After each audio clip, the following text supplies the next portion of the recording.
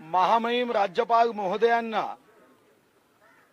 भारतीय जनता पार्टीच्या वतीने आज निवेदन सादर करण्यात आलं।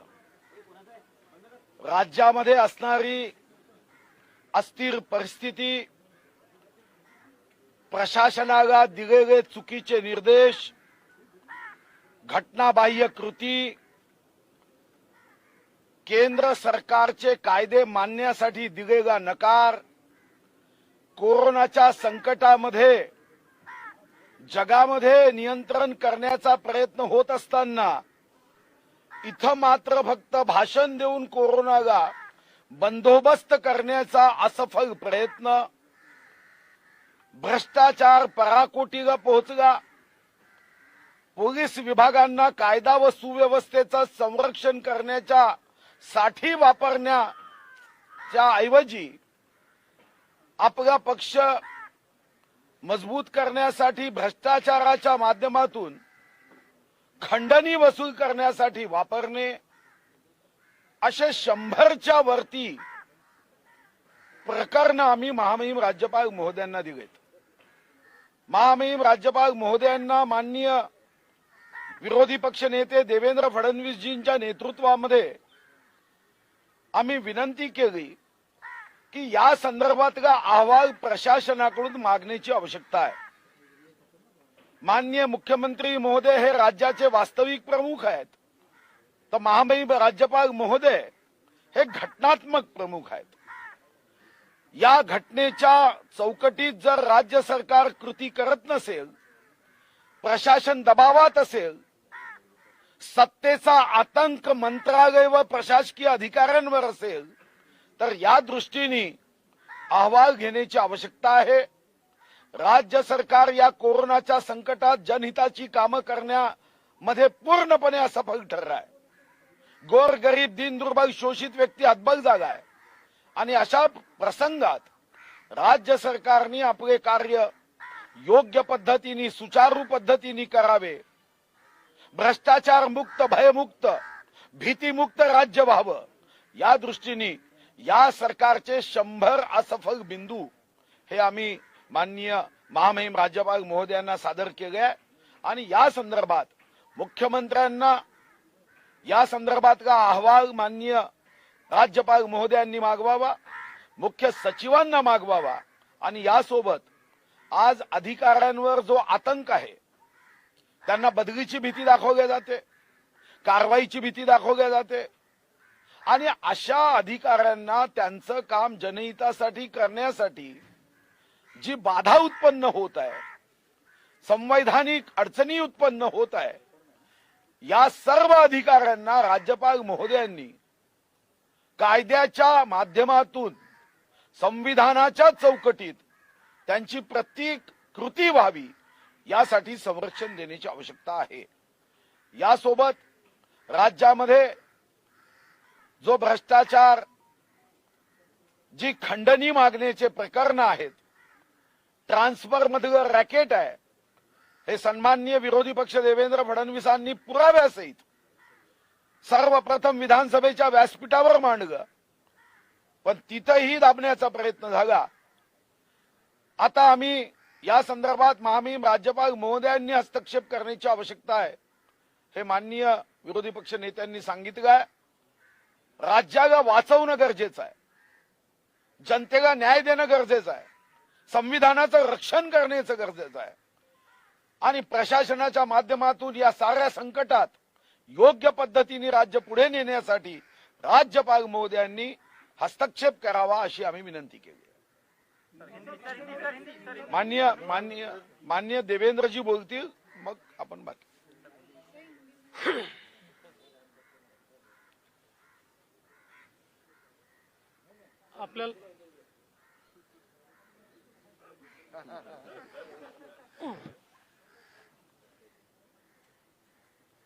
आपल्याला कल्पना आहे की ज्या प्रकारच्या घटना गेल्या काही दिवसात बाहेर येत आहेत, ही अत्यंत चिंताजनक आहेत।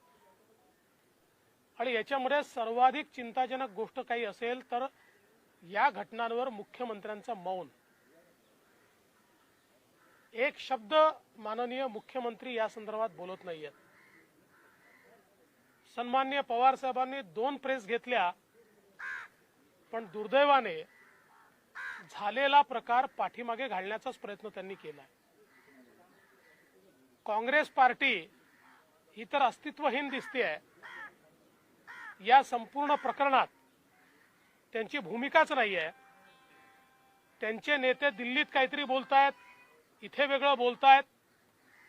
एकूणच या महाविकास आघाडी सरकार म्हणा का महावसुली आघाडी सरकार म्हणा, यांनी सगळी नैतिकता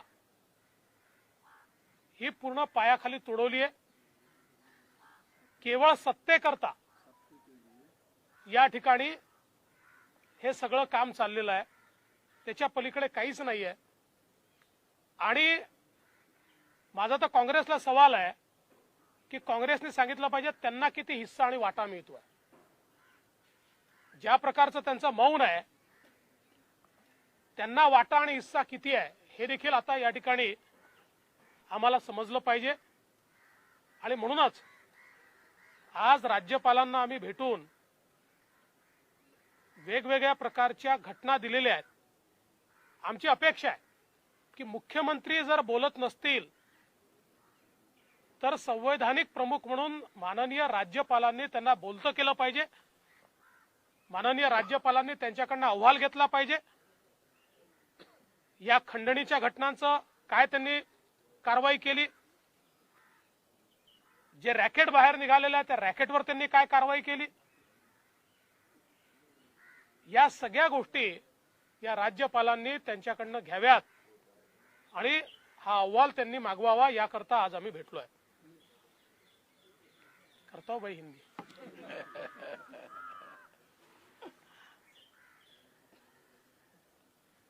महाराष्ट्र में जिस प्रकार की घटनाएं हो रही है, चाहे पैसे की उगाही की घटना हो या ट्रांसफर्स का रैकेट हो, ये सारी घटनाएं दुखदाई है, आश्चर्यचकित और अचंभित करने वाली इस प्रकार की ये सारी घटनाएं महाराष्ट्र में हो रही है. किंतु इसमें सबसे आश्चर्य की बात अगर कोई है तो वो है मुख्यमंत्री जी का मौन. इतनी सारी घटनाएं होने के बावजूद महाराष्ट्र के मुख्यमंत्री जी ने उसके ऊपर एक बयान भी नहीं दिया. पवार साहब ने 2 प्रेस ली, किंतु जो मंत्री है उनको केवल बचाने का प्रयास पवार साहब ने किया. पवार साहब ने कहा कि मूल घटना की ओर देखिए, मूल घटना तो देखनी पड़ेगी, पर मूल घटना के आड़े आप भ्रष्टाचार को नहीं छिपा सकते. वो घटना जितनी महत्व की है उतनी ये भी घटना महत्व की है. आइए हम जरूर मानते हैं कि जो मूल घटना है उसका तो पर्दाफाश होना ही चाहिए, और उसके साथ साथ उसको आड़ में लेकर आप ये जो हफ्ता वसूली की घटना है, ट्रांसफर्स का रैकेट है, इसको आप रोक नहीं सकते. उसकी भी जांच होनी चाहिए. और इस सरकार में कहीं पर भी नैतिकता नहीं दिखाई पड़ती, क्योंकि इतना बड़ा रैकेट बाहर आने के बाद जिन्होंने बाहर लाया उन पर तो कार्रवाई की गई, लेकिन जिन्होंने रैकेट किया उनके ऊपर कोई कार्रवाई नहीं है, और कार्रवाई की बात भी नहीं है. उसके ऊपर हम कोई कार्रवाई करेंगे इस प्रकार की चर्चा भी नहीं है. और इस महावसूली सरकार में कांग्रेस पार्टी का क्या अस्तित्व है हमको तो समझ में नहीं आता. पर यह ध्यान में आता है कि शायद ये जो हफ्ता वसूली हो रही है इसमें बड़ा हिस्सा उनको भी शायद मिल रहा होगा, इसलिए वो मौन है, वो कुछ कह नहीं रही है. और इसलिए हम उनको भी पूछना चाहते हैं कि भाई आप भी बता दीजिए कि आपकी जितनी सत्ता में हिस्सेदारी क्या उतनी हफ्ते में हिस्सेदारी है? कुल मिलाकर इस सरकार ने पूरी तरीके से नैतिकता को छोड़ दिया है, लोकतंत्र को छोड़ दिया है और मनमानी हम सरकार चलाएंगे, हफ्ता भी वसूल करेंगे, ट्रांसफर का रैकेट भी करेंगे और ये सारी चीजें होते हुए कोरोना की ओर तो इस सरकार का ध्यान ही नहीं है।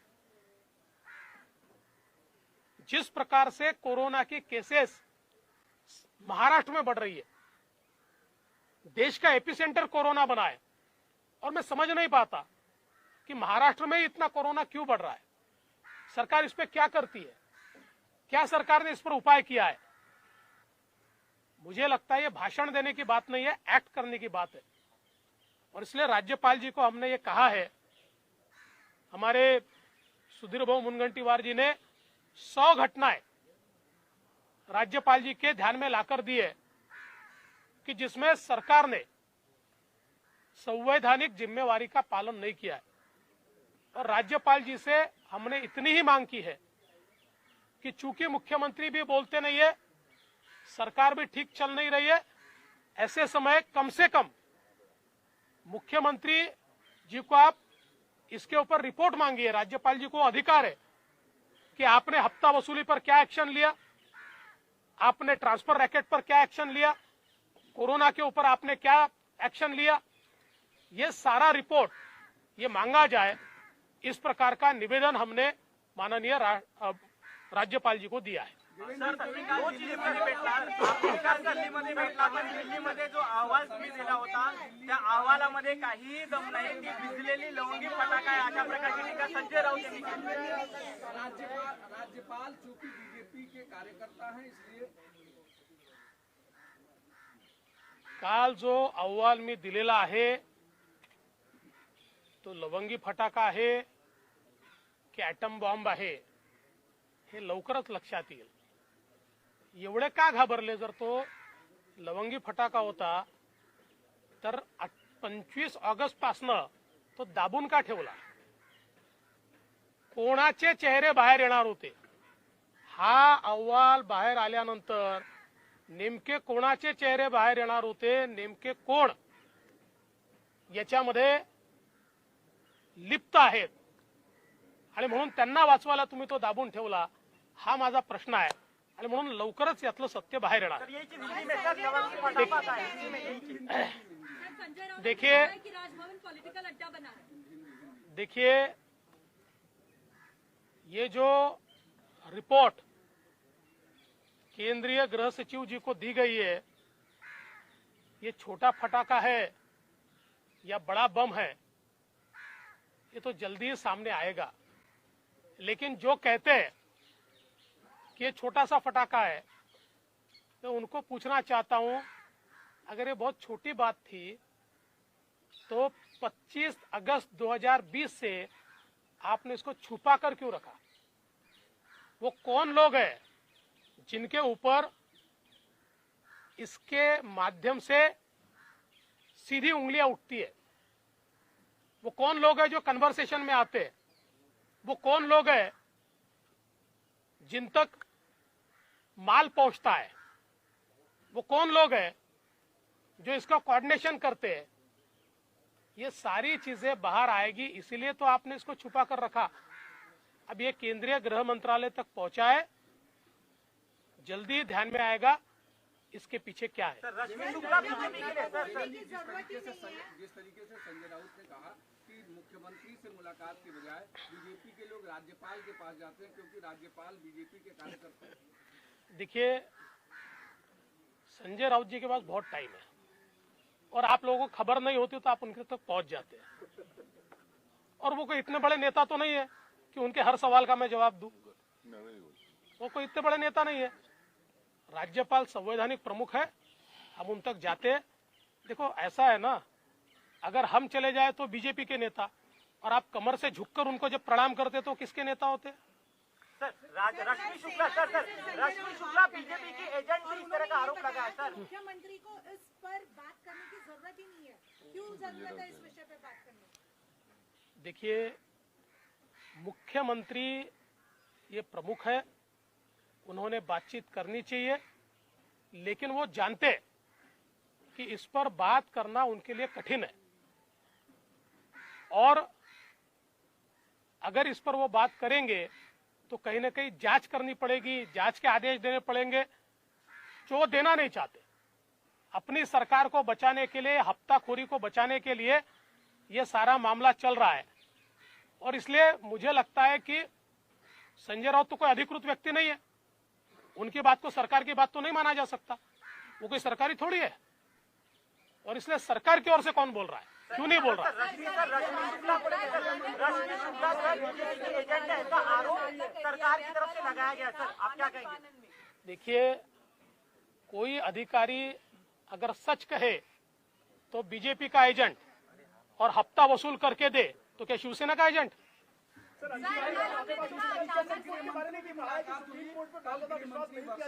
हाँ, सुप्रीम कोर्ट में बहुत ज्यादा विश्वास नहीं किया जा सकता। रंजन गोगोई को कोर्ट कर रहे हैं वो, तो उन्होंने कहा कि वहाँ न्याय नहीं मिलता है। किसने कहा? कोर्ट पर भी सवाल उठाया है किसने? संजय राउत ने। छोड़ दिए, कौन है भाई वो? काँग्रेसची कोई इतने बड़े आदमी थोड़ी है। काँग्रेसची काल बैठक झाली, त्यामध्ये एक बातमी अशी समोर येते की काही नेत्यांचा याला विरोध आहे, पण भूमिका मात्र कुठं घेताना दिसत नाहीत। एक मिनिटभरात काँग्रेसची अरे भैया, चोर चोर मौसेरे भाई हे सगळे एकत्रित आहेत, हे फक्त बातम्या सोडतात की काँग्रेसच्या बैठकीत चिंता जाहीर केली, सगळ्या हप्ता वसुलीत सगळे सोबत आहेत।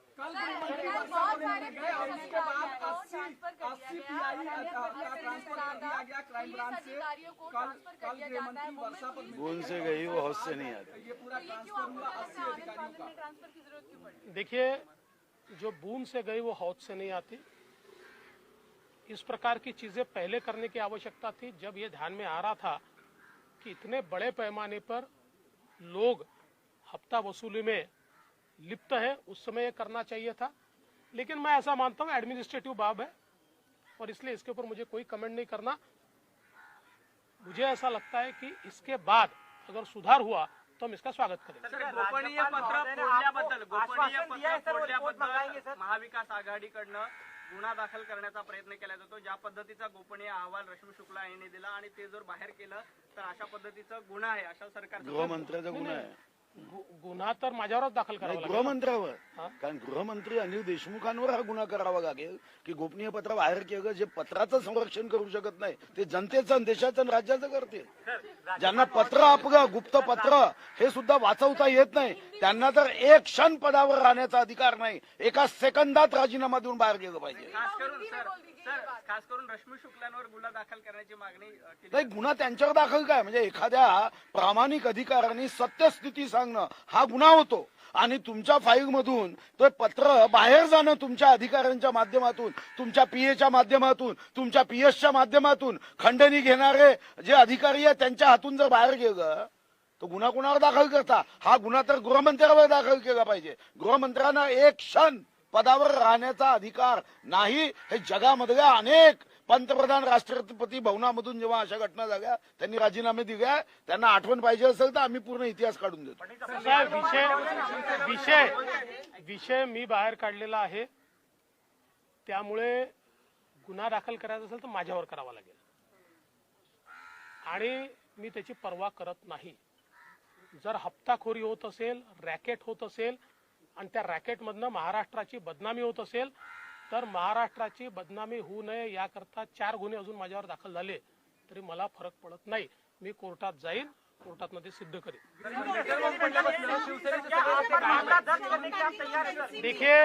देखिए कोई भी इस मामले में एफआईआर भी दर्ज हुआ तो मैं उसकी परवाह नहीं करता। मैंने महाराष्ट्र के हित के लिए ये काम किया है। जो एक प्रकार से गुनाह हुआ था और उस गुनाह को छुपाया गया था, 25/8 को रिपोर्ट जाने के बाद कॉग्निजेबल ऑफेंस हुआ था और उस कॉग्निजेबल ऑफेंस को छुपाने का काम इस सरकार ने किया था।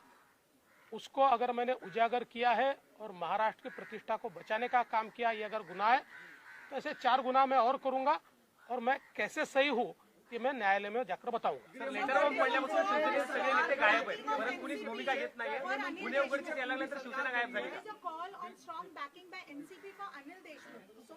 देखिए, इसमें बहुत स्पष्ट रूप से दिखता है कि ये तीनों जानते थे इस प्रकार की हफ्ताखोरी हो रही है। ये तीनों पार्टियों को पता है कि इसमें का सत्य बाहर आया तो तीनों का चेहरा खुला हो जाएगा, इसलिए वो उनको बैक कर रहे हैं। सर मनसुख हत्या प्रकरण अगर आपने अभी तक हमारा चैनल सब्सक्राइब नहीं किया तो अभी सब्सक्राइब करें और बेल आइकॉन को क्लिक करके हमारी